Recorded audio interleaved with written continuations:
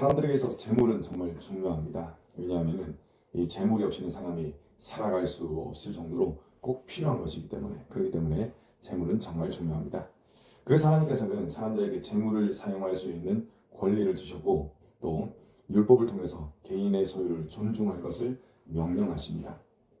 간혹 가다 보면은 이 공산주의 체제라든지 사회주의가 성경에 합당하다 이렇게 주장하는 신학자들이 있고 또 목회자가 있습니다. 그것은 하나는 알고 둘은 모르는 그런 소리입니다. 왜냐하면 우리 하나님께서는 사유 재산, 개인이 재산을 가지고 있지 않습니까? 그것을 인정하시고 또 개인의 재산의 권리를 보장하는 그런 율법을 주셨기 때문에 그렇습니다.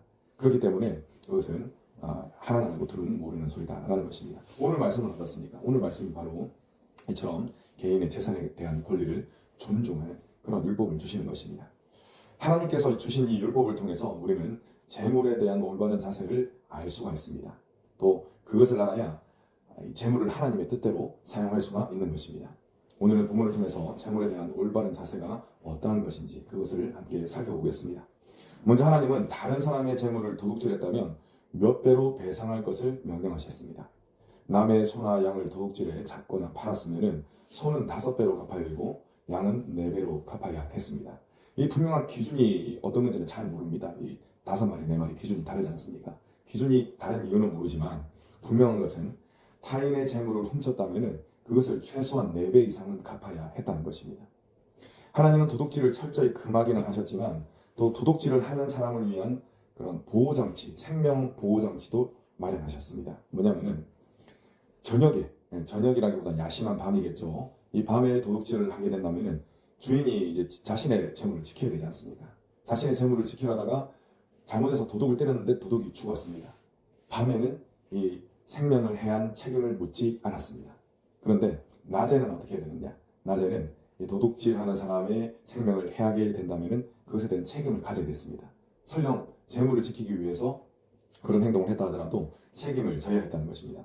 여러분, 이것은 어떤 의미가 있겠습니까? 밤에는 잘못하면 자신의 재물을 지키려고 하다가 도둑에 의해서 해를 당할 수가 있지 않습니까? 밤에는 사람이 없습니다, 주변에. 그렇기 때문에 해를 당할 수 있기 때문에 정당방위에서 또 이 도둑의 생명을 해하는 것, 잘못해서 해했다는 것, 그것을 허용을 했다는 것입니다. 근데 낮에는 밝습니다. 그래서 다른 사람들이 충분히 도와줄 수가 있습니다. 그렇기 때문에 도둑의 생명을 해하는 것을 금하셨던 것입니다. 자, 이를 통해서 하나님께서 과도한 복수를 금지하시는 것, 그것을 우리가 알 수가 있습니다. 또 도둑이라 할지라도, 설령 도둑이라 할지라도 그 생명을 소중히 여기시는 하나님의 마음을 우리가 알 수가 있는 것입니다.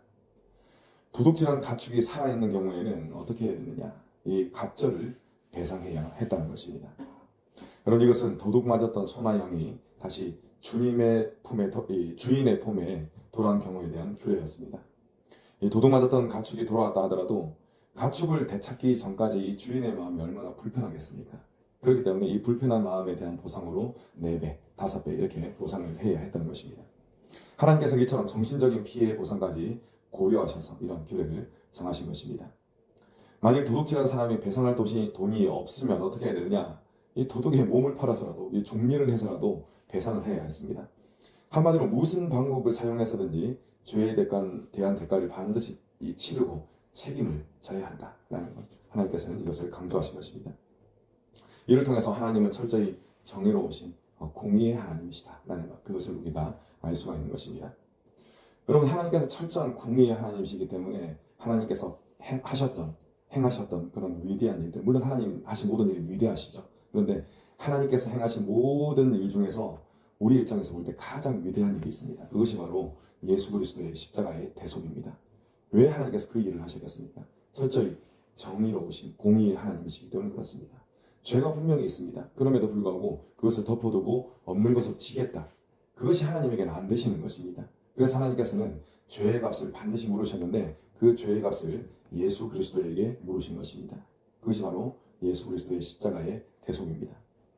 주님을 믿는 자들은 자신의 죄로 인해서 예수님이 대속의 죽음을 당하셨다라는 사실을 항상 기억하고 또 은혜에 감사해야 하는 것입니다. 죄를 대속받고 새로운 존재가 된 성도답게 항상 감사하는 생활을 하시는 저희 여러분 되시기를 간절히 축원합니다. 사람이 살아가다 보면 의도하지 않은 잘못을 범할 때가 있습니다. 의도하지 않은 과실로 타인의 재물에 손해를 끼칠 때가 또 간혹 있다는 것입니다. 이때에는 똑같은 양을 배상하되 질적으로 가장 좋은 것으로 배상하게 만드셨습니다. 실수로 불을 냈습니다. 그래서 다른 사람의 곡식이나 밭을 태웠다면 불러온 자가 반드시 배상을 해야 했습니다. 또 짐승을 먹이다가 이 짐승이 잘못해가지고 다른 사람의 밭이나 또 포도원으로 가가지고 그 농작물을 막 먹을 수가 있지 않습니까? 그렇게 되면은 그 양만큼, 이 가축이 먹은 양만큼 가장 좋은 것으로 배상을 해야 했습니다. 누구나 저지를 수 있는 실수로 인해 발생한 이 손해를 또 적절하게 배상을 하라. 하나님께서는 그렇게 규례를 정하신 것입니다. 하나님께서는 사람의 행동만 보시는 것이 아니라 이 행동을 한 의도가 무엇인가, 그것까지 하나님께서는 보셨습니다. 이처럼 행위의 의도와 과실을 따져서 형벌을 정하도록 하신 것입니다. 여러분, 이것은 도피성 제도에도 잘 나타나 있습니다. 지난번에 저희가 함께 살펴봤었죠. 사람이 사람의 생명을 해쳤습니다. 그런데 이것도 두 가지 경우가 있지 않습니까? 고의로 사람을 해친 경우, 이런 경우에는 절대 용서를 못 받았습니다. 그런데 고의가 아니었는데 실수로 사람의 생명을 해친 경우, 이것은 그 생명을 해친 사람의 생명을 구하는 그런 제도가 있었던 것입니다. 그것이 바로 도피성 제도입니다. 가령 이 나무를 하다가 도끼날이 빠졌어요. 날아갔습니다. 그래서 그게서 맞아가지고 죽은 사람이 생겼습니다. 이때는 고의가 없습니다. 이때는 어떻게 할 수가 있었느냐? 도피성으로 도망갈 수가 있었다는 것입니다. 그러면 그 생명을 유지할 수가 있게 된 것입니다. 이것은 하나님이 사랑의 하나님이시며 또 사람들을 긍휼히 여기시는 하나님이시다라는 사실을 잘 드러내는 그런 규례인 것입니다. 그렇기 때문에 하나님의 자녀가 된 사람들은 어떻게 해야 되느냐? 모든 일에서 하나님의 공의와 하나님의 이 사랑을 따라야 한다는 것입니다. 하나님께서 재물에 대한 배상법을 만드신 것은 여러분, 개인의 재물을 가질 수 있다는 것을 인정하시고 또 그것을 보호하시기 위한 목적이 있는 것입니다. 바울은 자기 손으로 수고해서 번 것으로 가난한 자들을 도우라고 하셨습니다. 내 것도 내 것이고 네 것도 내 것이다. 이게 뭐냐면 공산주의거든요. 공산주의에 특별히 김정은 이런 사람들이 그런 마인드를 가지고 그런 생각을 가지고 있을 겁니다. 여러분, 이것은 재물을 하나님의 뜻대로 사용하는 것이 아닙니다. 예전에 보면은 의로운 도둑, 말이 안 되는 겁니다. 의로운 도둑은 다른 사람을, 가난한 사람을 돕는다고 그러는 것이거든요. 근데 자신이 열심히 일해서 도는 것이 아니라 다른 사람이 열심히 일해서 번 그것을 가지고 막 이렇게 가가지고 뺏어가지고 그것으로 가난한 사람을 돕는다. 이게 의적이라고 그럽니다.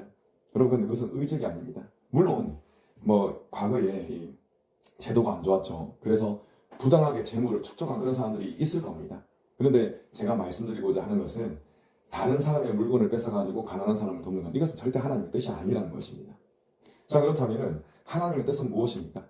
자신이 성실하게 일해가지고 번 그 재물, 그것을 가지고 다른 사람을 돕는 것이 바로 하나님의 뜻이라는 것입니다. 여러분, 사람들이 왜 죄를 짓습니까? 탐욕에 이끌리기 때문에 죄를 짓는 것입니다. 부한 사람도 탐욕에 이끌려가지고 죄를 짓습니다. 무조건 자신의 것이 되도록 만드는 것이죠. 그러다 보니까 어떻게 됩니까? 이 가난한 사람의 신음소리를 듣지 못하는 것입니다. 그것이 또 바로 죄인 것이죠. 또 여러분, 탐욕에 이끌려가지고 가난한 사람도 죄를 짓습니다. 자신이 노력하지 않은 것을 생각하지 않고 무조건 다른 사람 탓을 하는 것입니다. 그래가지고 이 부한 사람들, 정당하게 돈을 번 이 부한 사람들에게까지도 어떤 마음을 품는 것이죠? 증오의 마음을 품는 것입니다. 그래서 지금 망해라 삼성 이렇게 하는 사람들이 얼마나 우리나라에 많은지 모릅니다. 이것도 여러분 분명한 죄라는 것입니다. 여러분, 하나님의 자녀들은 이 재물에 대한 올바른 가치관을 가지고 있어야 됩니다. 그리고 이 재물을 하나님이 기뻐하시는 의의 도구로 사용해야 하는 것입니다. 여러분, 모든 재물은 하나님께서 사람들에게 베풀어 주신 그 은혜의 한 가지입니다. 사람은 청지기로서 하나님이 맡기신 이 재물을 잘 관리해야 하는 것입니다. 여러분, 이 청지기로서 재물을 관리를 잘 하는 것이 무엇이겠습니까? 그것이 바로 연약한 사람들을 돕는 것이고, 그런 도움을 우리가 베풀 때 그것이 어떻게 되느냐? 천국의 재물로 쌓이는 것입니다. 예수께서 이런 말씀을 하셨습니다. 사람이 재물을 우상처럼 섬기는 것으로 인해서 망하는 것, 그것을 예수님이 정말 안타까워하셨거든요. 그래서 예수님께서는 재물을 잘 다스리고 재물을 잘 사용함으로써 하늘의 상급을 쌓아라, 이렇게 예수님께서는 말씀을 하신 것입니다. 여러분, 이 재물, 쉽게 말해서 돈은 가치 중립적인 것입니다. 쉽게 말해서 재물 자체에는 좋고 나쁜 이 가치를 매길 수가 없습니다. 왜? 재물은 그냥 사용되는 도구일 뿐이기 때문에 그렇습니다. 이처럼 가치 중립적인 도구는 사용하는 사람에 따라서 완전히 다른 열매를 맺게 됩니다. 이 예를 들기 위해서 제가 두 가지 예를 꼽을 수가 있겠습니다. 이 불과 칼, 이 두 가지를 들 수가 있습니다. 불과 칼은 뭐 좋다 나쁘다 이렇게 말할 수 없는 가치 중립적인 것입니다. 그런데 이것을 사용하는 사람이 어떠한 것이냐, 어떠한 사람이냐에 따라서 이 결과물이 완전히 달라집니다. 여러분, 이 불과 칼이 아주 훌륭한 요리사에 의해서 쓰이게 되면 어떻습니까?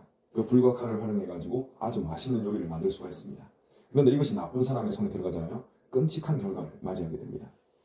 여러분, 재물이 꼭 이와 같은 것입니다. 주님을 믿고 따르는 자들은 재물을 사랑하지 않습니다. 왜냐하면 재물을 사랑하게 되면 이 재물을 선한 목적으로 사용할 수가 없기 때문에 그렇습니다. 하지만 주님을 사랑한다면 이 재물을 선한 목적으로 사용할 수가 있는 것입니다. 주님을 믿는 자들은 이 마음에 소원이 있습니다. 그 마음의 소원이 무엇이냐? 꿈에도 소원이 우리 주님을 기쁘시게 만들어 드리는 것입니다. 주님은 재물이 위로하고 살리는 일에 사용될 때 기뻐하십니다. 성도가 주어진 재물을 이처럼 주님께서 기뻐하시는 일을 하기 위해서 사용할 때 하나님께 영광을 돌리게 되는 것입니다. 그리고 하나님께서는 이를 기억하시고 천국에서 갚아주시는 것입니다. 또 천국에서 갚아주실 뿐만 아니라 이 재물을 선용하는 하나님의 뜻대로 사용하는 사람들, 이 사람들에게 재물 얻을 능력을 더해 주시는 것입니다. 많은 사람들이 재물에 휘둘리는 이 재물의 종된 생활을 하고 있습니다. 재물의 청지기로서 재물을 사용하시는, 선용하시는 저와 여러분 되시기를 바랍니다.